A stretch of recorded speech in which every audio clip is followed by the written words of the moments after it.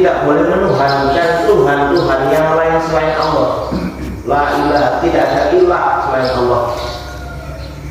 Yang kedua, menurut mereka lebih berat lagi, wa asyhadu anna Muhammadar Rasulullah, dan aku bersaksi bahwa Muhammad adalah utusan Allah. Berarti saya harus tunduk, patuh dan taat selain kepada Allah juga kepada Rasulullah. Dan mereka paman-pamannya Nabi, suruh tunduk taat kepada ponakannya. Ini kemarin yang kita sampaikan bahwa orang tersesat itu ada dua sebab. Yang pertama karena kesombongannya, yang kedua karena kebodohannya. Itu yang menjadikan orang tersesat, dua sebab tersebut. Orang-orang kafir Quraisy ketika itu, termasuk hari ini orang Yahudi, mereka tersesat adalah karena kesombongannya, bukan karena kebodohannya. Tapi ada kelompok lain yang tersesat karena memang kebodohannya, tidak pandai, tidak cerdas, tapi bodoh, kemudian dia tersesat. Maka ghairil maghdubi alaihim waladdallin, itu dua macam orang tersesat itu. Pertama karena kesombongan, yang kedua karena kebodohannya. Nah, orang-orang zaman Rasulullah itu karena kesombongannya, karena tidak mau taat patuh ketika sudah bersyahadat kepada Allah dan Rasulnya. Konsekuensinya terlalu berat bagi mereka, maka mereka tidak akan ikhlas untuk mengucapkan itu. Yang keempat, geridinya la ilaha illallah itu adalah asyidqu al-munafil, membenarkan sebenar-benarnya bahwa Allah SWT adalah ilah, Tuhan yang sesungguhnya, dan tidak ada ilah atau Tuhan yang lainnya. Qul huwallahu ahad, pemurnian akidah, hanya Allah SWT yang menjadi Tuhan semesta alam. Tidak diucapkan dengan kebohongan, hanya lisan saja tapi hatinya mengingkari akan adanya Allah, akan adanya Rasulullah sebagai utusan Allah. Al-mahabbah al-munafi lil bukti, yang kelima, geridinya kalimat la ilaha illallah itu adalah diucapkan dan dijalankan perintah Allah itu dengan rasa senang, dengan rasa cinta, bukan atas dasar kebencian. Al-qabul al-nafil rabbi, yang keenam adalah menerima seluruh apa yang diperintahkan oleh Allah dan Rasulnya, dan tidak ada penolakan. Jangan sampai menerima satu bagian tapi menolak bagian yang lain. Suruh sholat oke, tapi zakat no. Ini berarti menerima sebagian, menolak sebagian yang lain. Ini tidak, syahadatnya masih dipertanyakan. Jadi pilih yang kira-kira enteng dilakukan. Kalau yang agak berat, susah nanti dulu. Ini berarti syahadatnya tidak konsekuen. Al-inqiyadu al-munafil inqiyad. Kemudian yang terakhir, pelaksanaan yang jauh dari statis, artinya menjalankan sumpah dan janji itu bukan diam. Yang penting itu syahadat, bersyahadat, tidak menjalankan perintah-perintah yang lainnya, bahkan menolak. Terlalu banyak untuk kita saksikan barangkali, bahkan di sekitar kita. Bersyahadat, mungkin mengucapkan kalimat-kalimat thayyibah itu juga lisannya, tetapi tidak dijalankan dengan akal. Padahal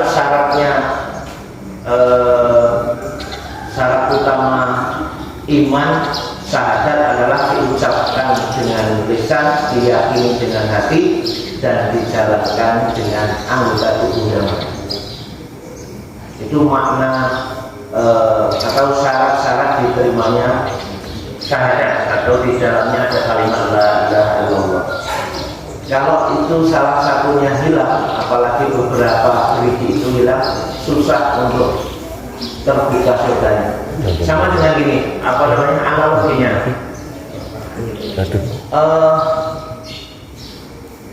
Salah satu yang menyebabkan dibolehkannya kita orang anak membuat SIM itu adalah umur 17. Tapi kan bukan umur itu saja, nanti ada syarat-syarat yang lain. Berarti semua orang yang 17 mesti tidak bisa membuat SIM. Enggak, padahal ada syarat yang lain. Harus diperiksa kesehatannya, harus punya KTP, harus punya dan lain-lain. Masih ada syarat-syarat yang lain. Nah itu ibaratnya gerigi-geriginya untuk bisa mendapatkan SIM ya ada syarat-syarat yang lain. Sama dengan syahadat itu. Ya. Syahadat memang ringan, asyhadu alla ilaha illallah wa asyhadu anna muhammadar rasulullah, tapi ketika kemudian kita memahami gerigi-gerigi dari kunci tadi, tentunya kita kemudian harus meluangkan waktu untuk mendapatkan ilmu, harus mengerahkan tenaga untuk menjalankan perintah itu, harus mengerahkan pikiran, tenaga, harta bahkan. Bapak Ibu jamaah yang dirahmati Allah, itu sekedar merefresh kemarin yang sudah kita sampaikan tentang la ilaha illallah miftahul jannah.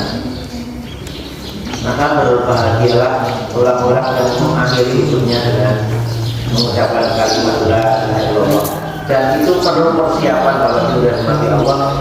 Mohon maaf, kita ini sering sekali terjebak di dalam satu tujuan, satu kubangan, tapi tidak memikirkan hal yang lain. Yuk, rata-rata kita kan begini, kita punya anak, kita punya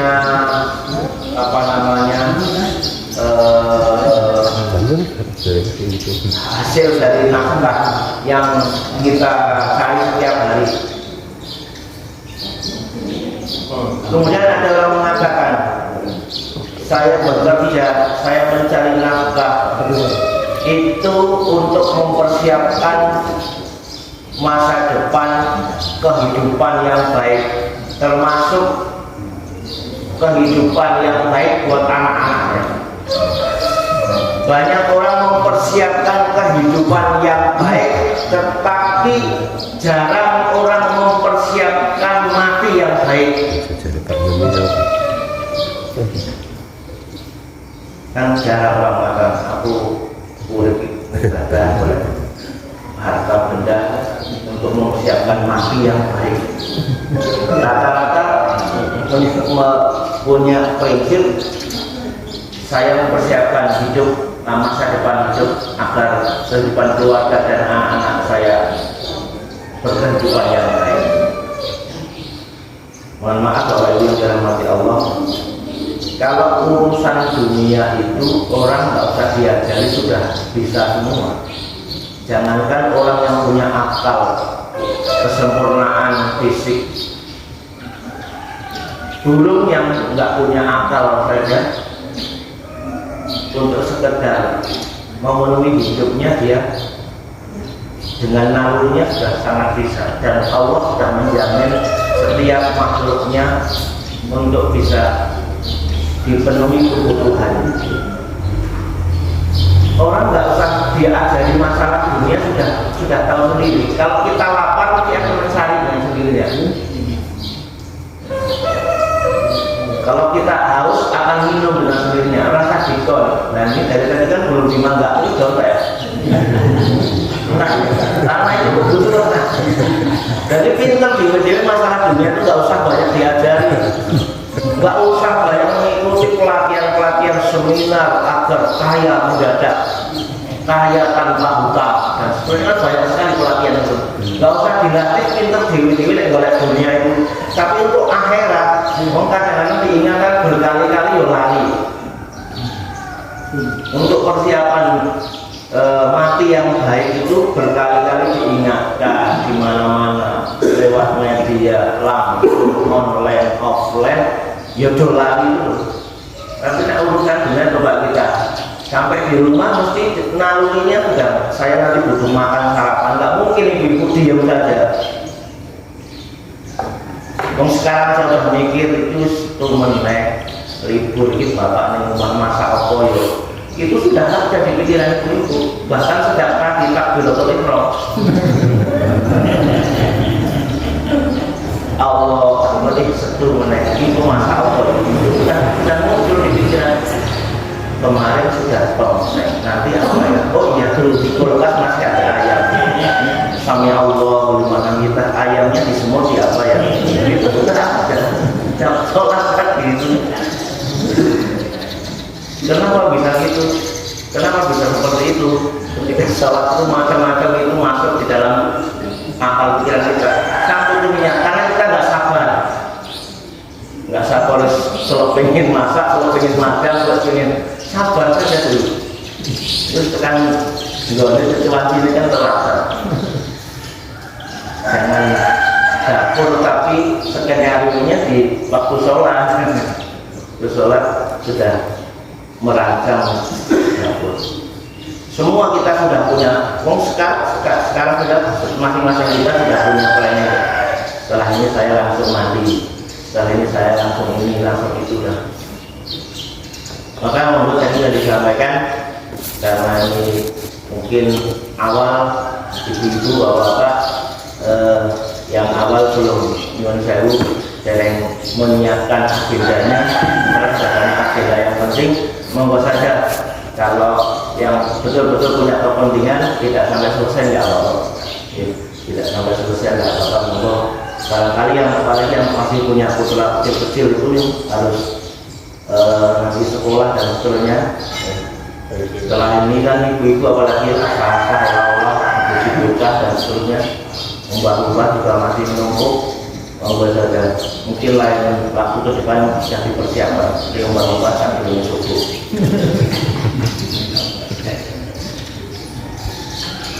Kalau ini dirahmati Allah Taala, urusan akhirat termasuk kepada anak-anak kita, keluarga kita, orang-orang yang kita cintai, sesering mungkin untuk kita ingatkan. Kalau urusan dunia sekali diingatkan saja sudah jalan sendiri. Materi selanjutnya, Bapak Ibu dirahmati Allah, ma'ani la ilaha illallah. Ini masih kaitannya dengan kenapa sih la ilaha illallah yang ringan saja tapi kelihatannya kok bisa sedahsyat itu manfaatnya, bisa menjadi pembuka surga. Ternyata mengandung makna-makna yang luar biasa. Makna la ilaha illallah itu yang pertama, la ilaha illallah itu mengandung di dalamnya bermakna la khaliqa illallah. Yang pertama, tidak ada pencipta yang sesungguhnya illallah kecuali Allah.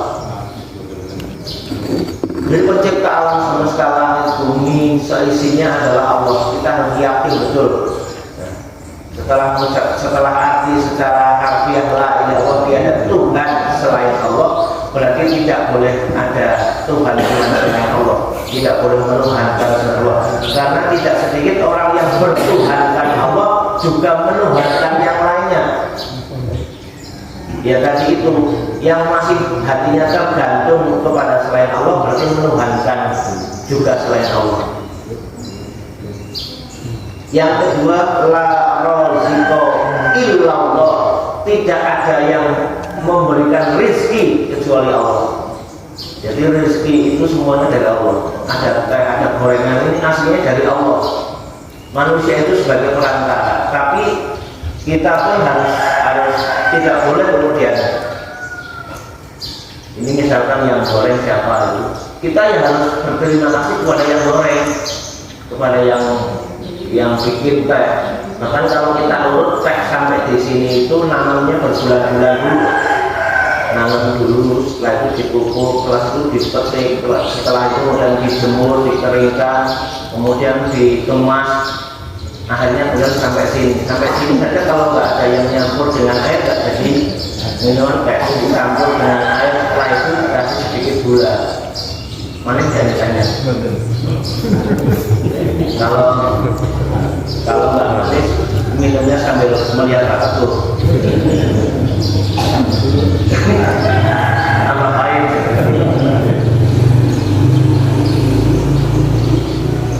Maka ada sebuah hadis nasa la yaskurullah. Barang siapa tidak bisa berterima kasih kepada sesama manusia, maka dia tidak berterima kasih kepada Allah.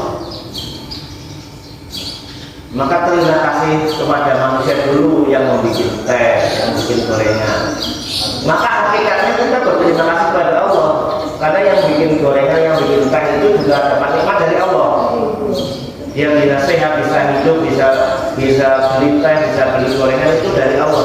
Tapi tetap ada perantara, maka kita berterima kasihnya dulu kepada manusia itu yang sudah berbuat baik kepada kita.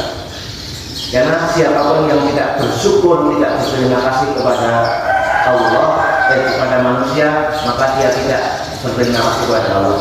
Ini yang mohon maaf ibu-ibu yang disebutkan Rasulullah. Kenapa alasan Rasulullah menyampaikan mayoritas penduduk surga adalah wanita? Kemudian alasannya adalah karena wanita tidak pandai bersyukur, bukan tidak pandai bersyukur kepada Allah, tapi tidak pandai bersyukur kepada suaminya. Mayoritas penduduk neraka itu surga ya. Wah, namanya belum minum teh kalau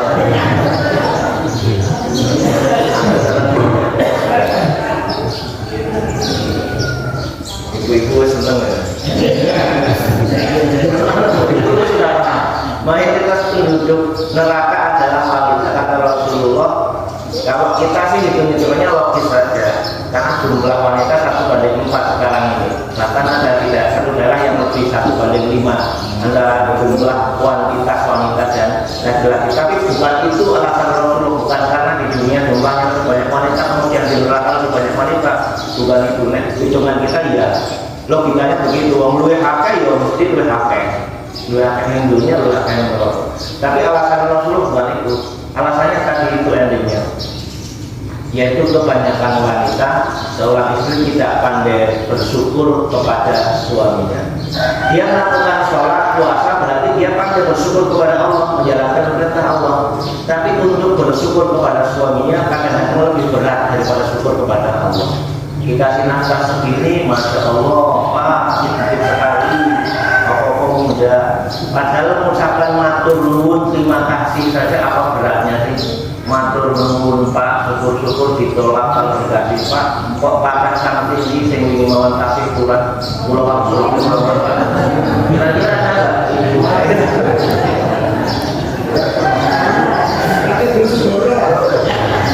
dikasih belanja terus nolak, mboten usah Pak, anu sing kita sejakan.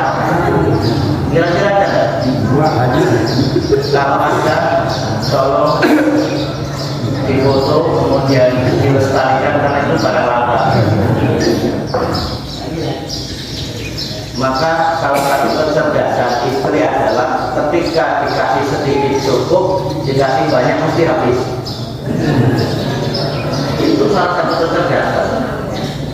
Kalau pas sedikit, yo bagaimana mengatur rumah tangganya, mengatur pengolahnya. Pas titik itu seret ya masake pakai kangkung, bayam, tempe aja linggis tipis-tipis kayak ATM. Itu kecerdasan wanita ketika sudah berumah tangga. Tapi diwenya kan lontek, itu juga kecerdasan. Kalau sudah kasih banyak ya saya sate, besok soto, besok bakso, besok lagi tongseng dan seterusnya, pinter. Sehingga nggak pernah ada seorang istri dikasih belanja bulanan terus menolak, betul usah Pak, kasih kata minjam malih mawon. Yang ada di mana Pak? Yaitu kalau lihat ulama ini syair kadang-kadang kok semua nggak mau nambah nggak biasa. Terus bapaknya masuk kamar taruh di meja, bapaknya belum sampai dalam kamar sudah dibus. Maka ibu-ibu sekarang itu luar biasa pandai semuanya, profesinya luar biasa. Rata-rata pandai mencari uang sampai di dalam peci tetap ketanggalan.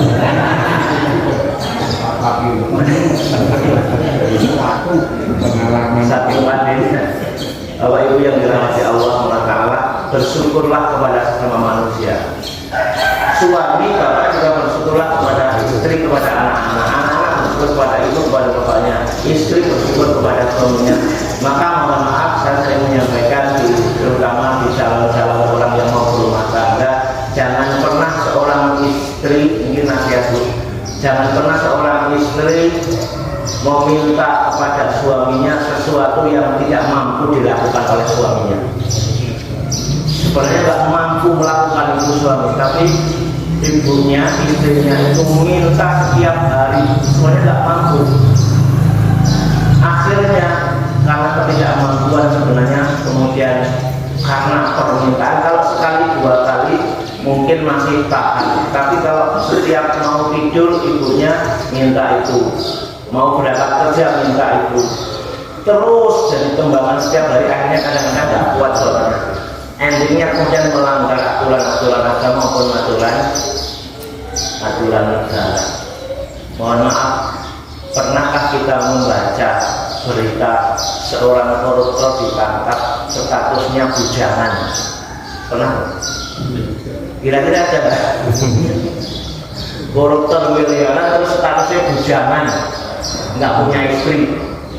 Artinya bahwa itu bisa jadi niat itu bukan murni berangkat dari pelaku koruptor itu, tapi ternyata ada jalannya di belakang yang dorong-dorong. Kapan lagi Pak kesempatan masuk 15 tahun jadi pejabat oleh Sopo motorik grand baik. Bangun dewe 3 tahun yang Innova, kapan lagi Pak? Selalu begitu kembangannya, permintaannya, dorongannya dari istri.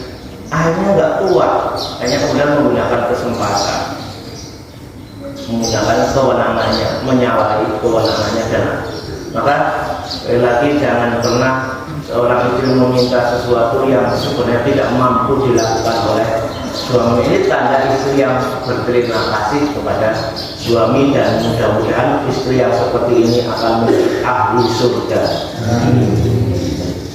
Ahli surga itu tapi di surga nanti ibu mendapati suaminya sudah dikelilingi dengan bidadari-bidadari cantik. Cemburu tidak? Luar biasa. Berarti tetap ibu masih mau mempertahankan suaminya yang di dunia ini sampai di surga. Masih kepengen ketemu lagi? Tidak bosan? Luar biasa. Wanita itu memang lebih setia daripada laki-laki. Saya tak akan tanya apakah bapak-bapak masih mau ketemu istrinya di surga nanti? Belum ditanya sudah jawab. Jangankan di surga nanti, ngomongin dunia ini. Kayak wanita itu tukar tambah. Bapak Ibu yang dirahmati Allah SWT, yang selanjutnya la malika illallah, tidak ada milik penguasa yang sejati kecuali Allah. Allah yang berkuasa segala sesuatu. La hakimah, tidak ada pembuat hukum yang lebih adil dan bijaksana kecuali Allah. La amil, tidak ada pemerintah yang adil bijaksana kecuali Allah. La waliyah, tidak ada pemimpin yang paling harus kita taati kecuali Allah. Itu makna dari Allah. La mahbubah illallah, tidak ada seseorang yang patut kita cintai melebihi cintanya kita kepada Allah. Kekasih yang sesungguhnya adalah Allah SWT. La mahbubah illallah, tidak ada sesuatu yang perlu ditakuti berlebihan kecuali kepada Allah. Maka takutnya kita takut kepada Allah. Kita melakukan sesuatu ataupun tidak melakukan sesuatu karena takutnya sudah kepada Allah. Ya. Pengen mendapatkan cinta Allah dan melakukan sesuatu karena takut dengan azab Allah dan melakukan sesuatu. Maka ibadah kita rata-rata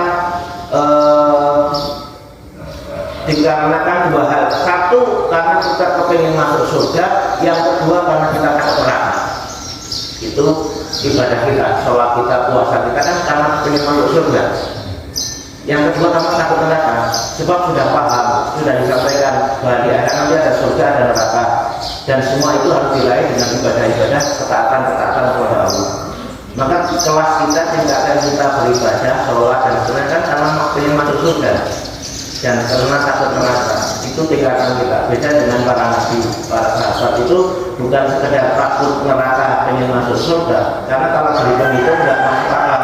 Kita beribadah 60-70 tahun tapi kita mengharapkan surga yang miliaran tahun, khalidina fiha abada, kekal di dalamnya selama-lamanya. Sudah kekal selama-lamanya, luar biasa.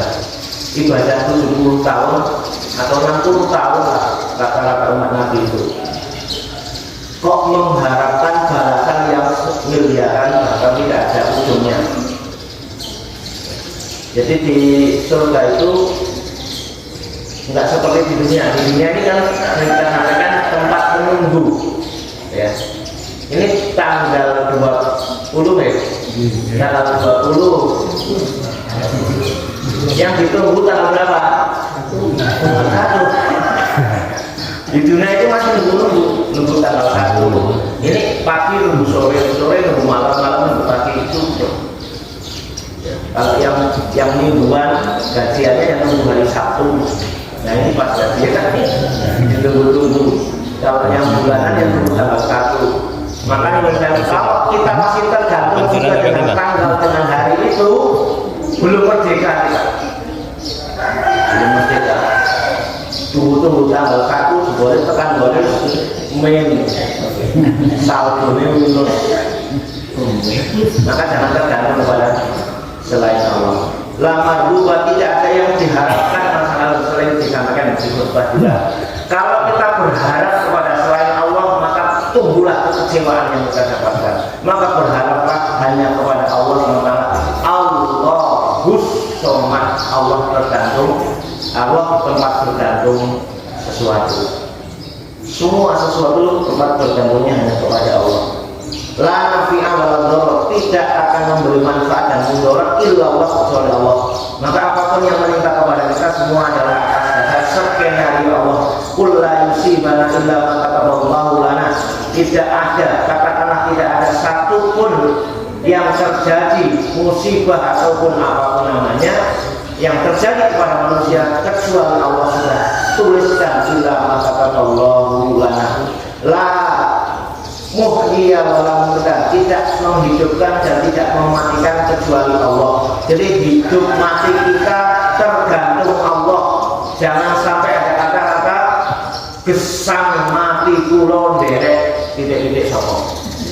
Iya kan? Sambung. Sama dengan dulu ketika muda, ketika bapak-bapak masih menggombali calon istrinya dulu. Jadi kita akan apa namanya hidup mati, apapun yang terjadi akan maaf lakukan. Nggak ada orang sehidup semati, adanya sehidup toh. Orang itu hidup toh. Nyatanya kalau istri atau suaminya mati, dia nggak ikut hidup mati.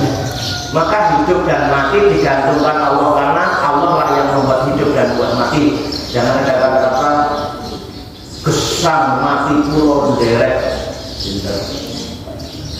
La mujiba illallah, tidak ada yang mengabulkan doa kecuali Allah. Maka berdoalah hanya kepada Allah SWT. La mustajab bihi, tidak ada yang melindungi kepada selain Allah. Maka saya akan bertanya-tanya, kalau ada sebuah struktur apapun organisasi, kalau bisa jangan berlindung. Pelindung Bapak Camat, memang melindungi dia. Pelindung itu hanya Allah. Yang empat yaitu penasihat atau penanggung jawab. Penanggung jawab kadang-kadang nggak tanggung jawab kan. Penanggung ya penasihat itu kalau yang ditokohkan. Pelindung itu hanya Allah SWT. La wakila, tidak ada tempat bertawakal kecuali Allah. Agama tidak ada yang diagungkan kecuali Allah. Allah Akbar, setiap sholat berapa puluh kali kita mengagungkan Allah, maka jangan ada pengagungan kepada selain Allah. La musta'an nabi, endingnya puncaknya adalah la musta'an nabi, dan itu menjadi ikrar kita setiap membaca surat Al-Fatihah. Iyyaka na'budu wa iyyaka nasta'in. Jangan sampai ikrar kita diingkari kita sendiri. Setiap hari hanya kepada Allah kami menyembah dan hanya kepada Allah kami minta pertolongan. Ternyata ketika sakit dia pergi ke dukun. itu berarti mengingkari ikrarnya. Katanya minta pertolongan hanya kepada Allah, malah dia kepada paranormal dan seterusnya. Dukun sekarang nggak mau disebut dukun, emosi kalau disebut dukun. Yang terakhir kejadian itu Gus Samsudin itu nggak mau dijenengi dukun karena dia merasa pintar. Paranormal padahal ya pada wae 11-12 sama-sama ahli nujum. Kadzdzabal munajimu walau sadaku, bohong gorok ahli nujum ahli ramal itu walaupun kadang-kadang benar. Meramal 1000 yang benar satu diviralkan, yang 999 dipetir. Itu saja dengan trik-trik. Kalau yang sihir itu berarti dibantu oleh jin. Kalau yang semacam Gus Samsudin itu trik dan sudah dibongkar semua oleh pesulap merah. Senang saya itu. Betul itu kata surat itu, dukun itu hanya ada 2. Satu dukun tukang bohong, yang 2 dukun satu. Maka semua dukun nggak boleh kecuali 2 dukun. 1 dukun pijet, 2 dukun bayi. Selain itu bohong semuanya. Maka setelah kita memahami ikhlas syahadat kalimat dari Allah, ketauhidan kita semakin tertanam dalam hati. Surah Al-Ikhlas Allah sampai terakhir itu menjadi pegangan kita dalam bertauhid kepada Allah SWT. Tempat bergantung, tidak diperanakan, tidak beranak dan tidak beranakan. Allah itu lam yalid walam yulad walam yakul lahu kufuwan ahad, dan tidak boleh dipersekutukan dengan apapun. Apa yang termasuk sekutu Allah syirik itu kita sampaikan di lain kesempatan. Demikian Bapak Ibu yang bisa kami sampaikan, mungkin agak sedikit tergesa-gesa, boleh nanti lembaganya di bawah menit nanti ada diskusi, bisa kita diskusikan di pertemuan-pertemuan yang akan datang. Demikian dan sekian, mohon maaf atas segala kehilafan. Ihdinas siratal mustaqim wal 'afwu minkum. Wassalamualaikum warahmatullahi wabarakatuh.